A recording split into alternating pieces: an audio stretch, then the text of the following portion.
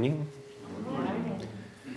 Come everyone, please feel free to shift how you're sitting if it makes it easier to see.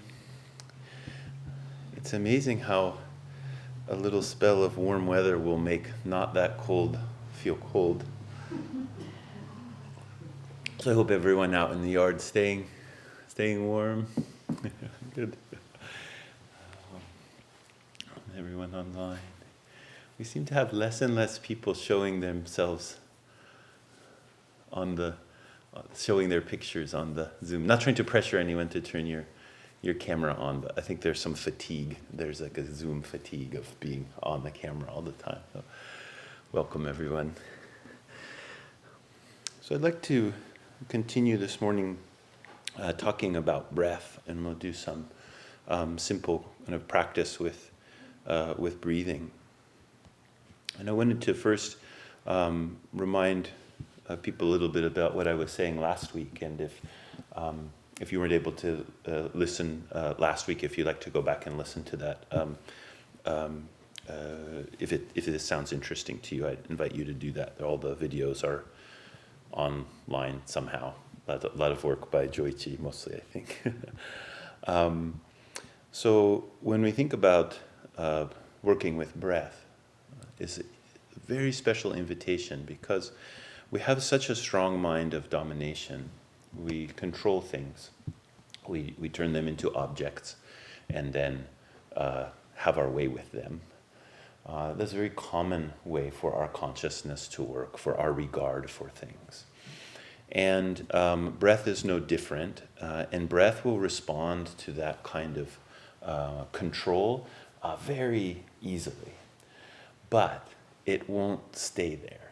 Like, we can do some amount of control very quickly, but the constancy of breath will show us fairly quickly that whatever measure of control I'm trying to bring to breath will be foiled in some way. And so breath is really becomes a very marvelous teacher in that regard. It's ever present, it's constant, it's also mysterious. And last week I was really emphasizing this before doing any kind of breath practice together, that the mystery is so important because so often we're trying to make things better by making them how it is that we think they should be. We already have a vision of the way things should be, and we go about kind of chiseling the world into that shape. But the practice of meditation is asking us to do something a little bit different. It's asking us to receive, not just to create what we think it is that we want, but also to receive the world, to recognize the gift of the world, and to appreciate it. And mystery does that. Not being able to totally clarify something, to say exactly what it is, invites us into a different kind of space, a different kind of regard for what is there, which we oftentimes call attention, awareness. But is a little bit different kind of awareness than I know exactly what it is and I'm holding on to it. It's more like the receptivity, awareness which is full of receptivity, is continually, like listening into the silence.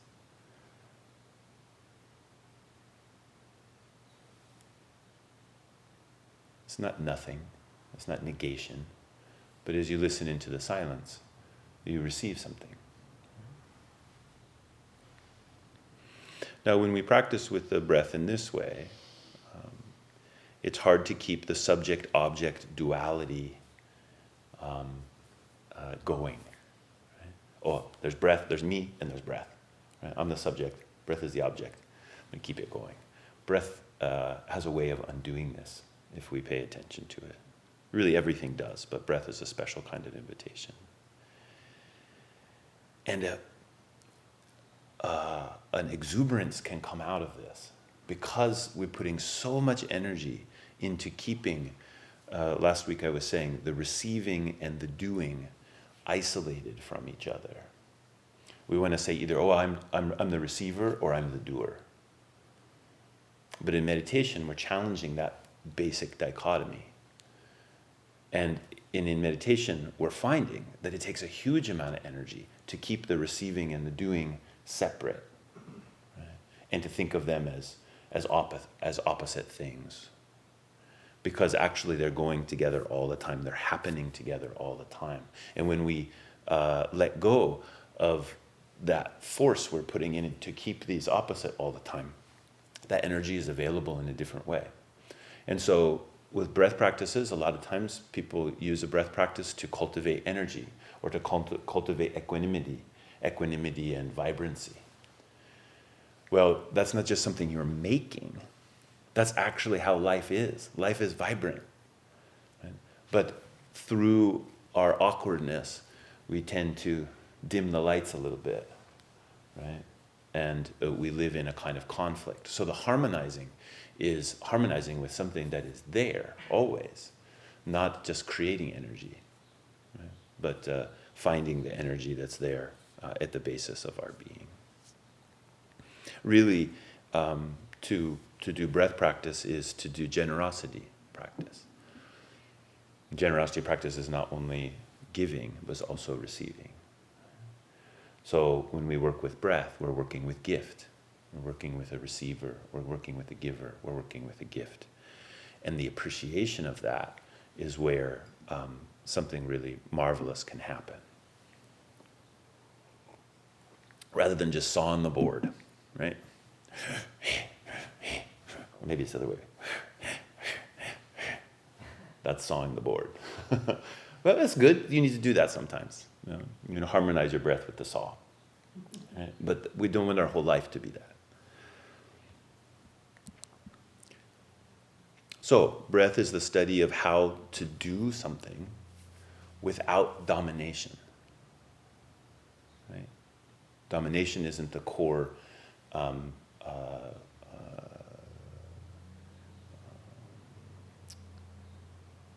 activating principle, but studying this gift. So we start with awareness, attention, mindfulness, but that should always be seen as appreciation, not identifying something and being able to hold it and then just hold our attention to it. It is that we're bringing in appreciation to. So this is like an awareness it's not like taking a flashlight and shining it in a dark place and then being able to see what's there. Not that kind of awareness. It's a kind of awareness of like walking in the dark. Did you ever do that? I highly encourage it, you know, especially if it's a place that's unfamiliar to you. Your house is pretty good, but you know where things are, so you'll be projecting those things out. Like, oh, I think the sofa was there and that was there, and you'll be kind of like projecting them out there. But if you walk a place you really don't know, and it's dark, you know, if you ever go camping, this is really fun. Have a flashlight, you know, walk around. You can walk around with your flashlight, but then turn your flashlight off. Usually, maybe you do that to see the stars or something. That's nice. But then walk around a little bit and see how it is. See how, you know, you have to feel, right? You have to have a deep receptivity to walk around in the dark. One time, one of my students, many of you know Kish, he's spent many months here as a Japanese man, a priest, and one of my students. And I had taken him sailing before he went back to Japan up at Waldo Lake. I love Waldo Lake, and I have a little sailboat, and so I'll go up there. Usually I go by myself, but sometimes I'll take someone with me. And on the way back, we stopped by the McCready Hot Springs. And if you've ever been there before, there's the side you can go into that's by the highway, but you can also go to the other side. There's a little bridge you can go over, and then you walk through the forest, and there's the pools on that side are hotter and more friendly to nakedness. And so I was like, can't get in the hot water with clothes on. That just doesn't seem right. So we went over to that side. Well, I wasn't really thinking. It was kind of late in the day, and we're enjoying the hot pools and everything, and the sun went down. And it was one of those nights that's like just enough clouds, that no stars, and the moon wasn't up. It was so dark. You couldn't see your hand in front of your face. Really, like literally. Once you went in, if you're outside of the forest, you could to a certain extent, but once we went into the forest, pitch black. And so we were trying to get back to the car. It's like maybe, I don't know, 3/4 of a mile hike or something in. And, and he grew up in a big city, Osaka, in Japan, so he was just scared to death. So he held my hand, and this was before he formally became my disciple or my student. So I think this was testing him.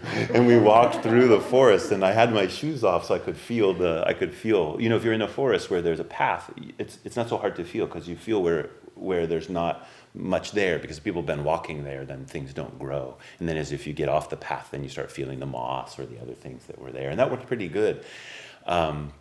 And we had, I'm just going to tell the story because I love it so much. We had a book of matches that we realized there was like 7 matches. So we would get to this place, we'd get to some place, and we'd be like, oh, we can't feel where to go, you know. And I'm trying to remember what was this place. I've walked that several times, so I had some sense. Oh, where are we on the path? What could it be? What could it be? And then we'd light one of the matches if we got really confused. And they were paper matches, right? So they didn't burn for very long. It was just like, oh, okay, that way. And then we would go, and we're maybe halfway through, and we're on the side of this steep incline. The river is down below, and it was pretty scary, and we couldn't figure out where the next place was. And I'll never forget, this was one match left, and I struck it, and it just went. It just started to ignite, and then it just went out right away. And Kish goes, oh. And then we didn't have any more matches. Anyway, it was quite an adventure. We made it back. It was a little scary. At one point, the river went to the other side. We were walking this way. The river was on our left-hand side, and then we thought, well, we should be there by now. We should be there by now. But somehow the river was on our right-hand side. And then we realized, oh, we must have turned around somehow, because the river wouldn't just go to the other side. And so then we turned around. Anyways, we got out. So an adventure like that, you don't have to go that far. Although, you know, it was worth it. It was quite fun. But this is the kind of awareness that we're talking about. Not going into the place that you know, right? And that you're just going to be able to see, and then you'll shine your light of awareness, and then hold on to the information that comes from that. But the kind of awareness that has to do with deep receptivity, that you have to keep the receptivity going. And as you keep the receptivity going, that's what we call awareness. Right? In a way, it's a not knowing, as opposed to a knowing, being able to find the edge. So I'm just going to introduce a little bit of the basic, or not basic, foundational kind of sense of breath, first in meditation, and then we'll talk about it outside of meditation. But when you sit down, it's really important that you regard your body, that's your physical body, your energetic body, with a deep appreciation and regard. You're not just plopping yourself down and saying, oh, whatever, but do you really feel it? Right? And as you feel your physical body, your energetic body, one of the things that you can cue into right away is that if you restrict your breathing apparatus, it's hard to breathe. It's not so complicated. So the first thing in breath is that we want to open up the chest. Don't force it open. You know, our bodies are all different shapes. Some of us are more hunched over. Some of us are really out like this. But that we want to feel this area, and then feel for any way in which we're kind of clamping it down, and particularly in this upper region here, with the kind of things that we tend to do today, being on our computers a lot, that we're doing a lot of this. So we tend to have our monitors too low, and especially if you work on a laptop or something like that, then you're just primed to go this direction as opposed to this direction. So sitting up this way and allowing this axis to be open, that's a huge part of what it means to cultivate this appreciation, awareness of breath. I invite you to close your eyes for a moment, if that feels comfortable to you. For some people, closing their eyes is a little challenging. If it is, close them a little bit. You can leave them open and still see the room, but try to soften your gaze.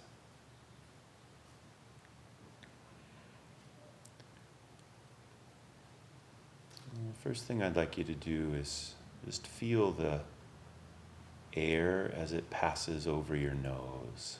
We're going to breathe through our noses. Don't try to change it in any way. Just notice.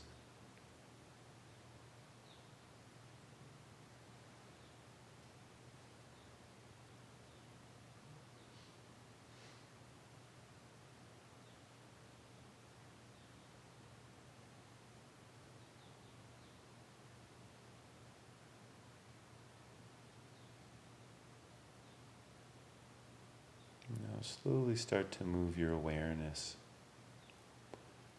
from that awareness of the air passing over the nostrils. Move it up into your sinuses, the awareness that is.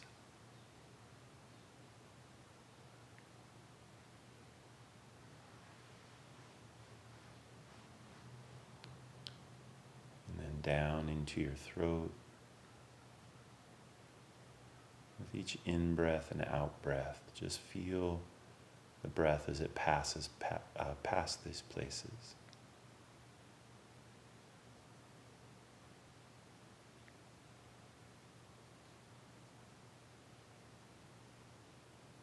And feel down deeper into the esophagus, neck.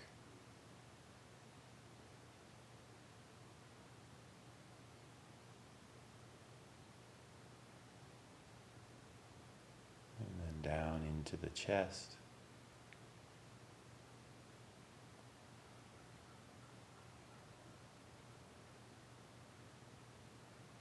Feel the rise and the fall in the chest. It may be very slight or it may be large. But feel how the body moves with the breath coming in and going out.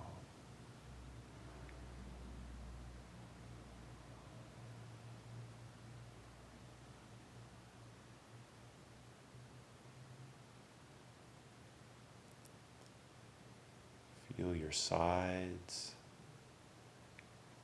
and all the way around to your back.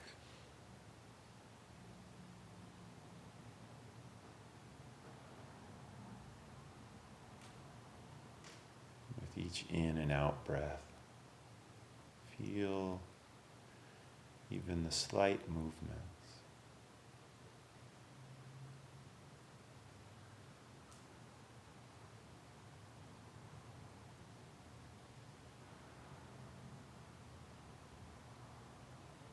Let your awareness fall deeper down into the belly.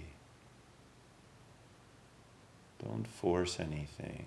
Just feel for the movement that's there. Like walking in the night.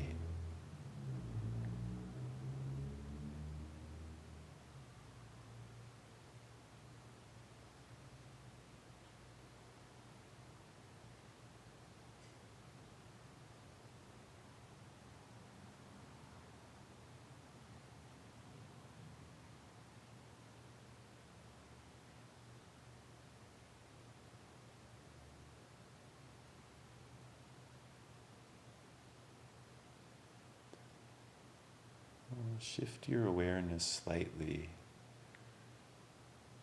so that you're feeling the movements of the body, but regard the air. Remember that there's air that's entering your body. It's like space. It's clear, it's vibrant. With each breath, it's opening you.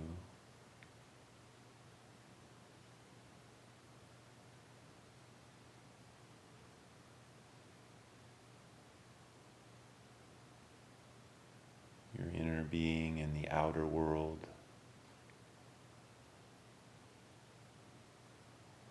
are in a fabulous exchange.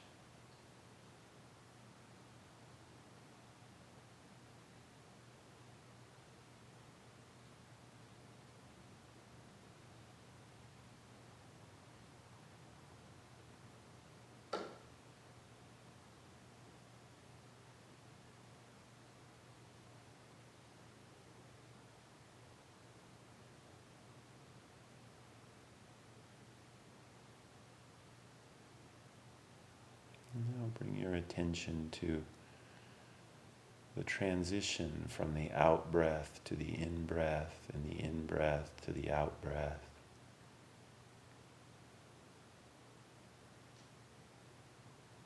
Just feel the quality of that transition.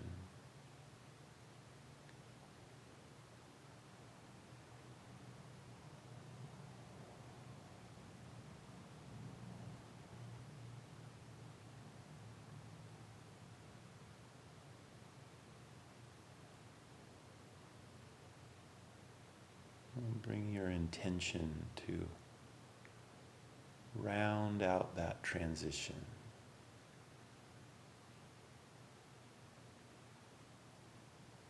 As the breath comes in, it's like ascending a hill. Eventually you come right to the very top, and then you begin to descend. Let that just be a round transition. Don't force it. Just bring the intention for the softness there.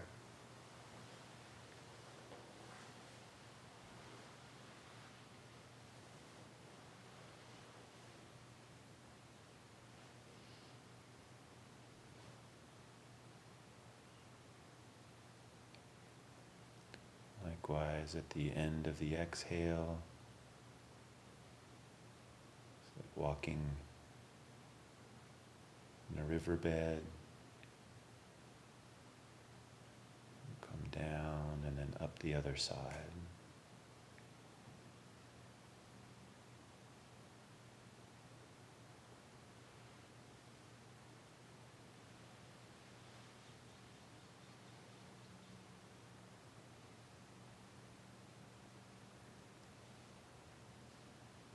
Each in-breath a receiving and a mingling and a release with the out-breath.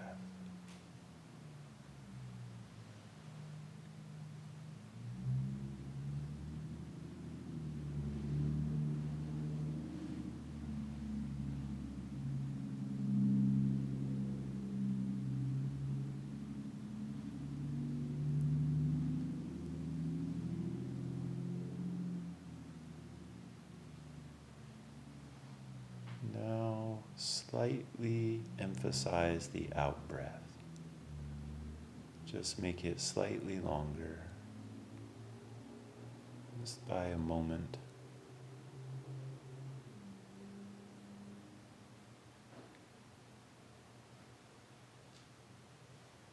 Let the in-breath be natural, and on each out-breath, just slightly extend the out-breath.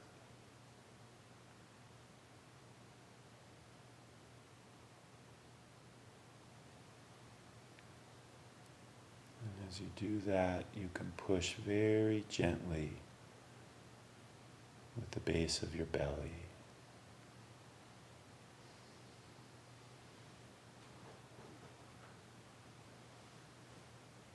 It's expelling a little bit more air.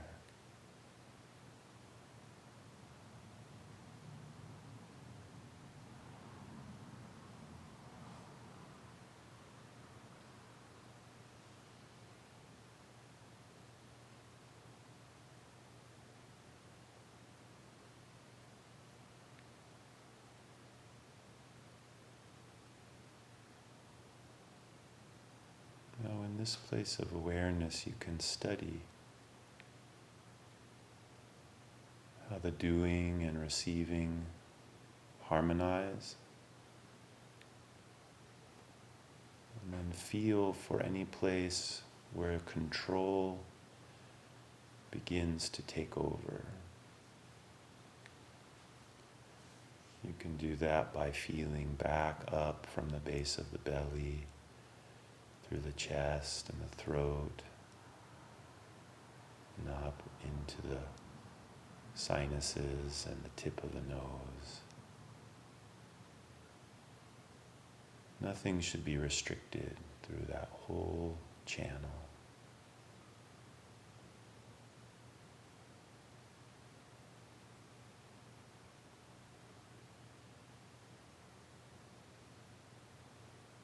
feel like it's starting to clamp down on the breath in some way, go back to feeling the rise and the fall, tip of the nose, the throat, the chest, the belly. It's like walking in the forest at night. Just feel.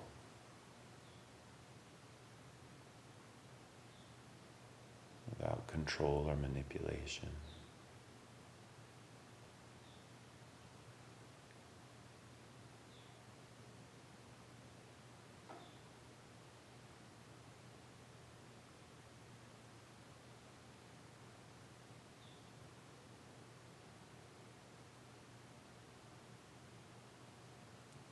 If you're ready, you can open your eyes.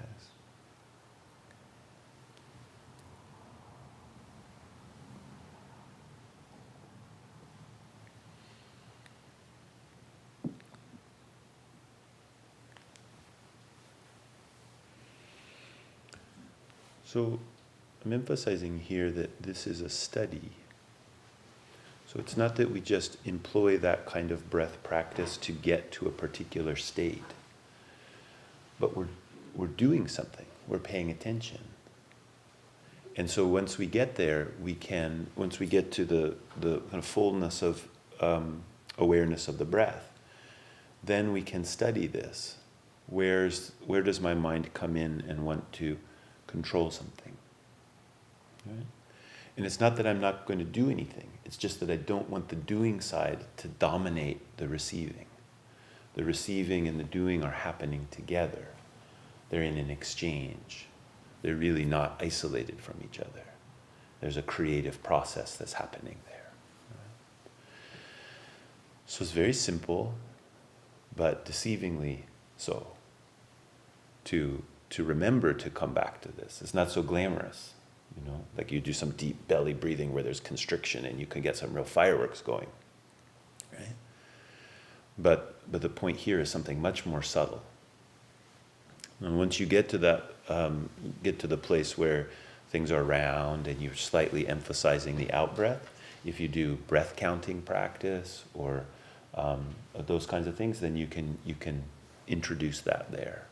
And you can gently sweep the mind of all this kind of various thoughts that are coming in. Again, not pushing them out, not exercising them, not forcing them away, but gently sweeping, right? Because they'll come back in, right?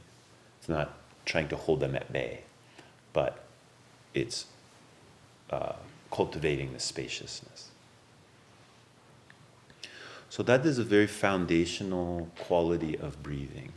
Our founder of this school in Japan, Dogen Zenji, his instructions were let a short breath be short and a long breath be long. That's about all he taught about breath, at least that we have recorded. I think I've come to believe this not because he thought breath was unimportant, but because it's so subtle. If you say too many things about it, like you write some treatise about it, and people, they try to control their breath. So if you like to learn more about those kind of breath practices and where it could go from there, it's really important to work with a teacher. So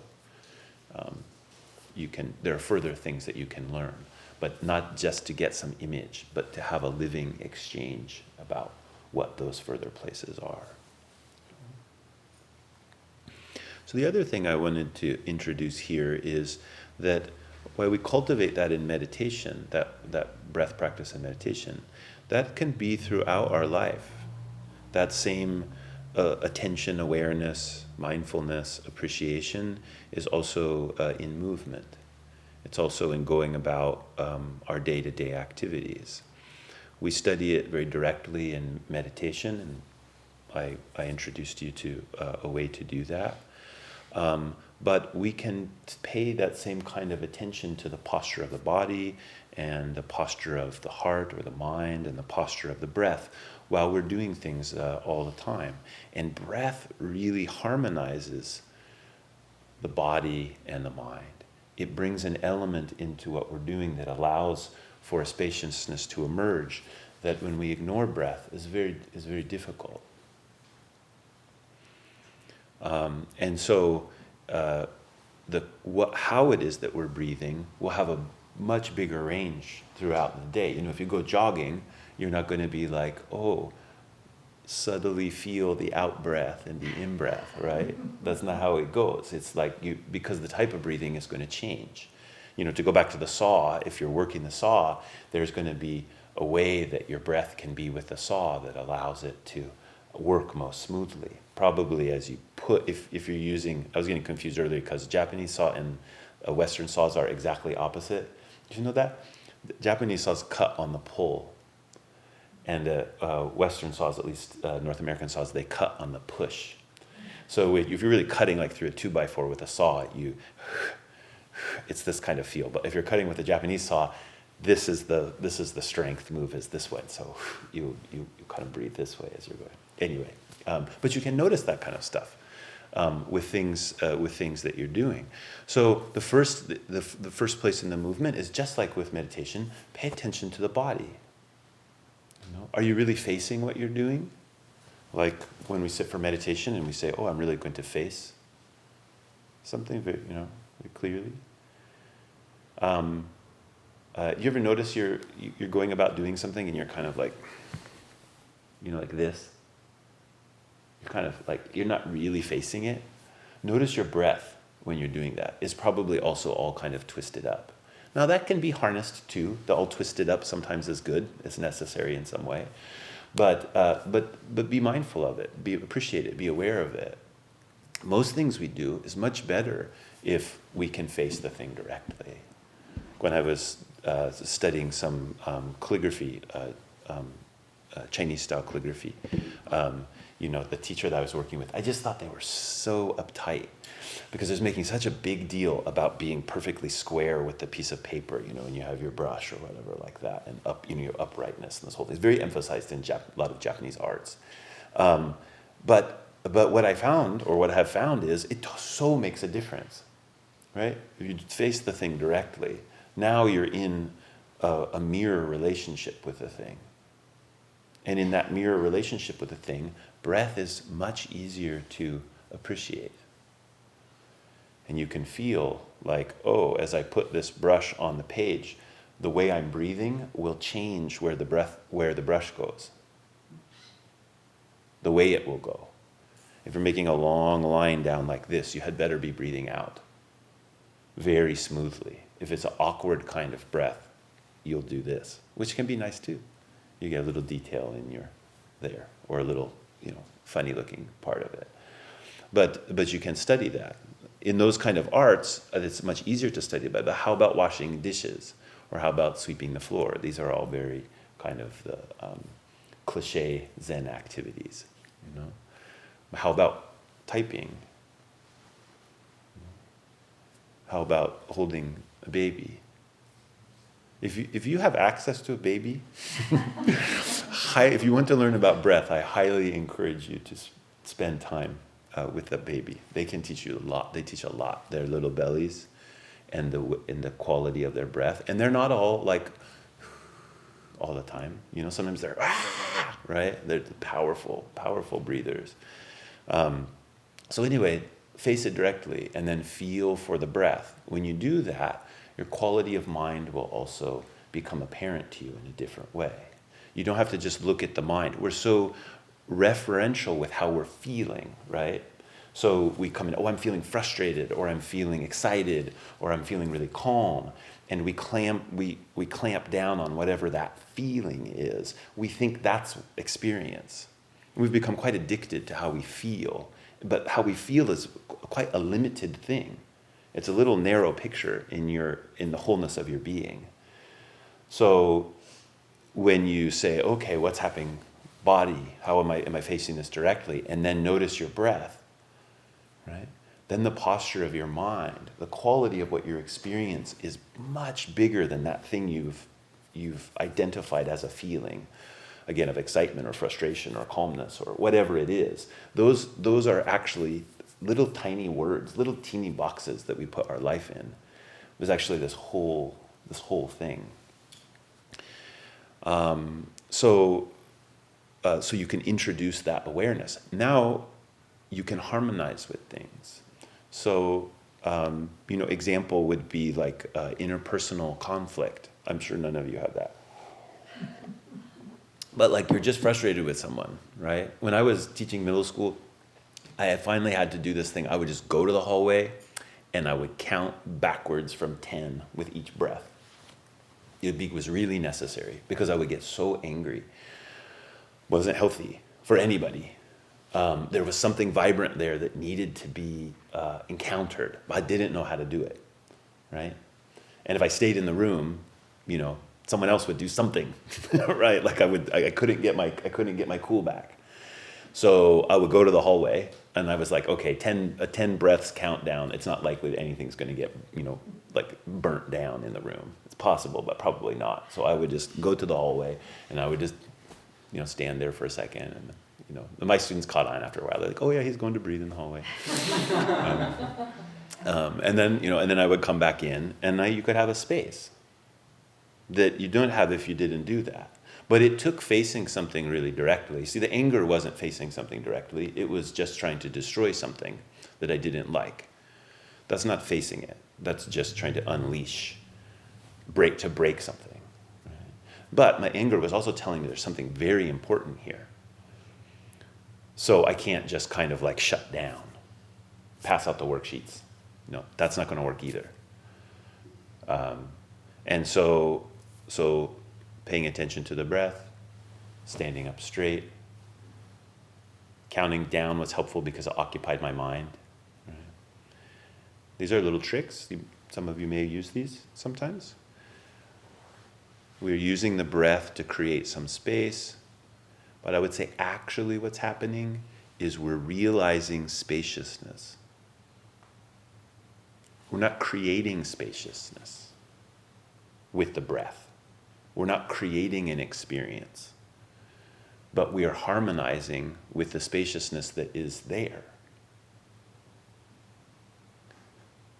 And then the presence allows for something. Now, in some ways, this is much harder than what we do in meditation.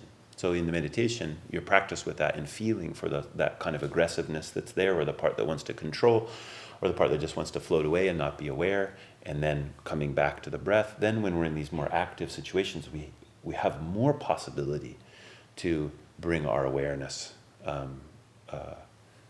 to our body, our mind, through awareness of the breath. Have you ever heard this Chuang-Tzu, a famous Chinese philosopher? He said, if you're in a boat, and then another boat, like say you're in a rowboat and another rowboat runs into you, if there's someone in the boat, you get really mad. But if there's no one in the boat, you don't get mad.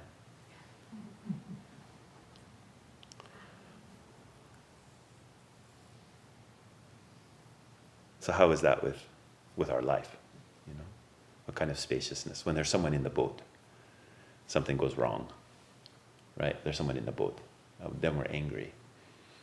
So what does breath have to teach us about that? That's the trick of one of the things that makes it more difficult when we're in movement, in relationship with other people in particular.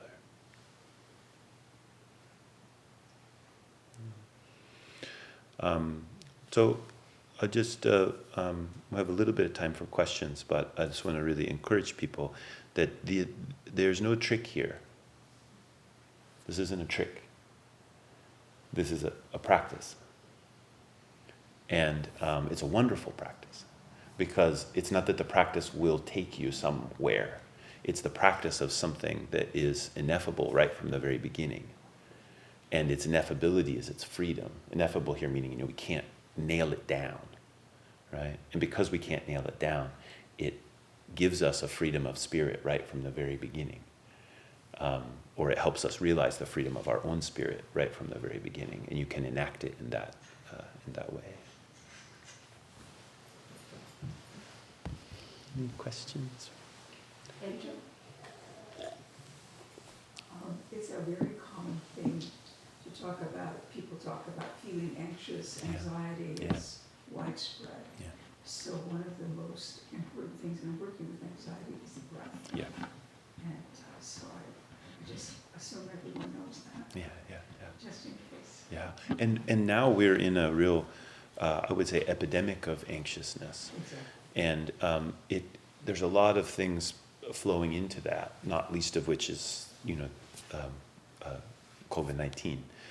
But thank you for saying that, because this is a place where we're not trying to cure ourselves of anxiousness, but we're able to study something about what the roots of anxiousness are and how there are other possibilities, so that we become more free and not just at the mercy. If people start to study your breath, you'll see like there's places where you're just, and around your day you can start feeling, oh, what's going on with that, and how could I bring more harmony to it? Yeah, really important. Yes, Toji? Oh, it was dovetailing right off of that. I was going right to anxiety too, because you use the examples of anger and, domination has been a word that has come up a lot, recent Darwin talks too, but anxiety is so vague lots of times. There's so many different ways it can manifest and the qualities of it. And I guess it's just like you said, studying the roots of that in each particular situation, or each individual life might experience that different. But I don't know if you have anything more to say just about. And part of the reason that I'm emphasizing domination is that so what happens with the anxiousness is there's fear there, and then we will start to use breath to hold it still.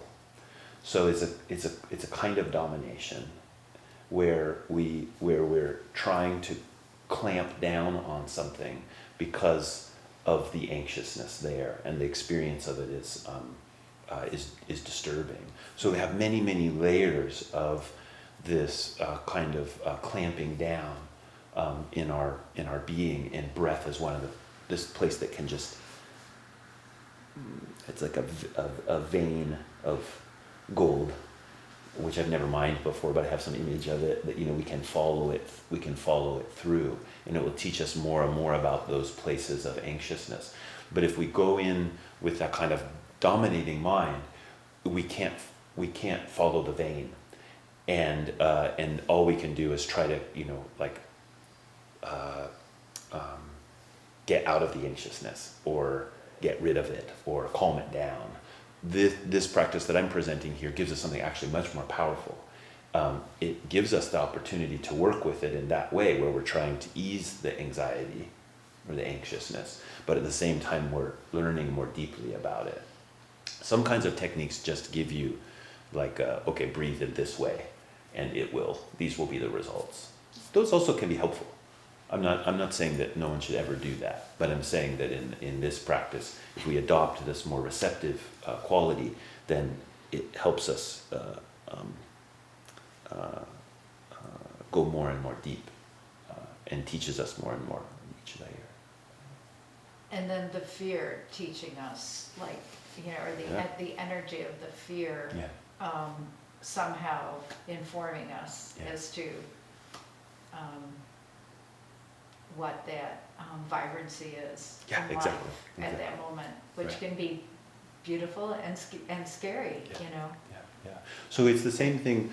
I'm not a person who's given to anxiousness very much. I'm a person given to anger. The two are very similar, and it's kind of an attitude with what am I going to do with that vibrancy. As you follow it down. See, if you say, like in my case, when I was using anger as an example, if I said, I'll get angry, I just, then I shut it off. Or if I just cut off the anger, I also shut it off. So if I'm using the breath as just a way to destroy anger, I will lose the vibrancy that's there at the basis of it. And it's the exact same thing with anxiousness. That as we're working with the anxious, if we think about it as this is a technique in which I'm just going to kind of cut the anxiousness out of me, then the vibrancy that's there in the anxiousness has something to teach us. It has a very important role to play. So why we want to learn to work with it so that we're no longer we're minimizing the ways in which the destructive quality of anger or anxiousness is wreaking havoc in our lives and other people's lives. We want to be doing something therapeutic with that, but we want to transmute it rather than kick it out of the boat. So that's a kind of emphasis in this type of breath practice.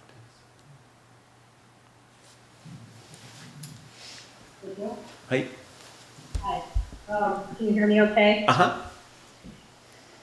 I just wanted to mention, since this came up in the Wednesday practice group pretty vividly, breath can be a kind of triggering locus of practice right now, and has been, that just being able to find your breath can be a privilege, and something to kind of hold sacred. Yeah. Thank you.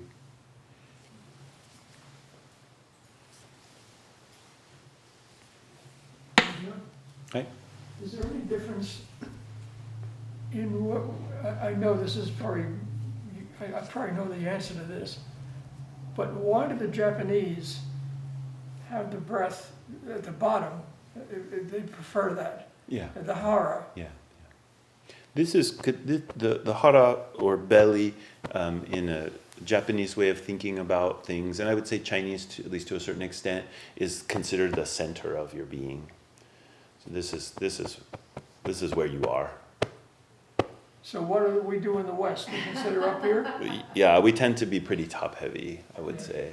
Yeah, maybe if we're more emotional, maybe we talk about these places. That's all a tendency, and it's a very interesting tendency because the language, the movements, gestures, everything we reference that a lot. Awarenesses, like the amount that, this is a little bit weird, but in Japan, like the amount that people talk about their bowel movements is just like not allowed in our regular society, but it's just like very normal conversation. And with your kids, they'll be like, Dad, I had this totally weird poo. Come on, look at it. Everyone go in, you can look at it, and you're like, oh, wow, yeah, that's pretty strange.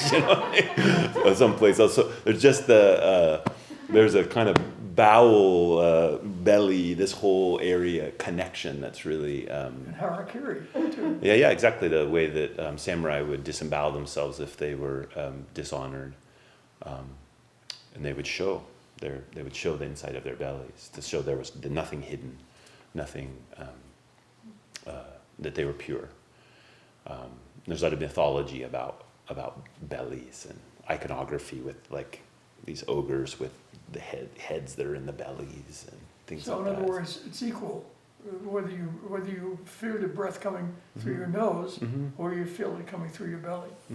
So what I would say is I encourage people to start a place that's easy to feel it and then move. A lot of times if we're going to feel our breath, people will feel it here.